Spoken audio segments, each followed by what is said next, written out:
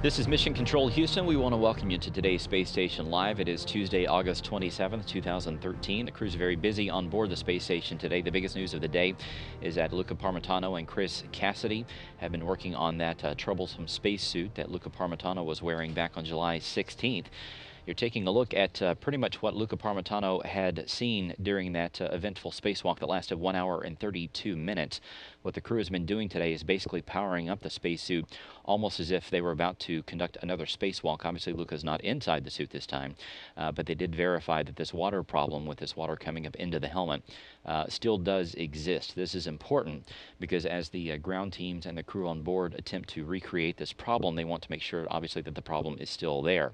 The investigation does continue into this spacesuit on two different fronts. The engineering teams are taking a look at the root cause.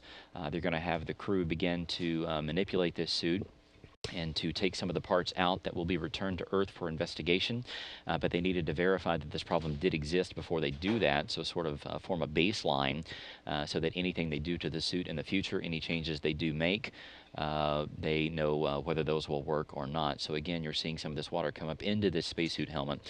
This is very similar to what Luca Parmitano did experience back on July 16th as he and Chris Cassidy stepped outside for this spacewalk that was due to last about 6.5 to 7 hours. It was cut short down to 1 hour and 32 minutes whenever Luca did feel this water coming up back behind his head. Of course, that is not something that you want to have happen while you're out doing a spacewalk, so he and Chris did cut the spacewalk short.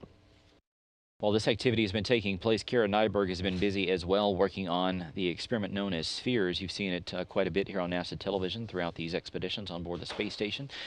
Looks like something out of a movie, but these are basically free-flying satellites or pods that are designed to test out formation flying on board the International Space Station. This particular Spheres experiment, which is called Spheres Rings, looks a little bit different. It is run out of DARPA and the University of Maryland. And what it attempts to do is not only test formation flying, but also whether these two little mini satellites or three mini satellites could transfer power between them. Which of course has direct implications to bigger satellites that could be up in orbit. So that activity will continue throughout Karen's afternoon. Luca Parmitano himself has been working not only on that troublesome spacesuit with Chris Cassidy, but he's been working on something that is called In Space 3. This is an experiment that takes a look at something called colloids. These are sort of particles that are suspended in liquids. There's different forms of this experiment on board the International Space Station, but it has direct implications to life here on Earth, because these particles that are in these fluids change properties whenever a magnetic field is applied to it. They actually solidify, and the liquid can change. Now, what that means for us here on Earth is that this particular type of colloid or liquid could be used in brake systems.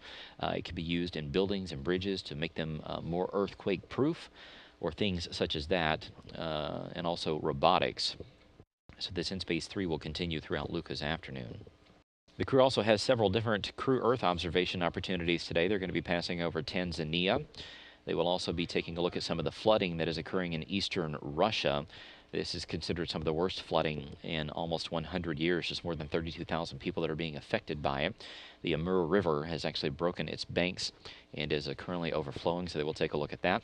There's also some wildfires taking place over the United States, and some of the smoke plumes should be visible from the crew. They did capture some images of that yesterday, so if you haven't seen those, just log on to nasa.gov/station and take a look at them. And of course, you can always take a look at all of the rest of the crew Earth observations by visiting the NASA website to take a look at all the imagery that the crews have captured throughout their times on orbit. Finally, a programming reminder for tomorrow. We will have a crew news conference from here at the Johnson Space Center. That'll be Expedition 38 and 39. That'll begin at 1 p.m. Central Time, 2 p.m. Eastern Time. The crew will be talking to various traditional and social media members here at the Johnson Space Center about what to expect as they get ready to launch coming up toward the end of the year. Again, that Expedition 38-39 Crew News Conference coming up on NASA television tomorrow at 1 p.m. Central Time, 2 p.m. Eastern Time.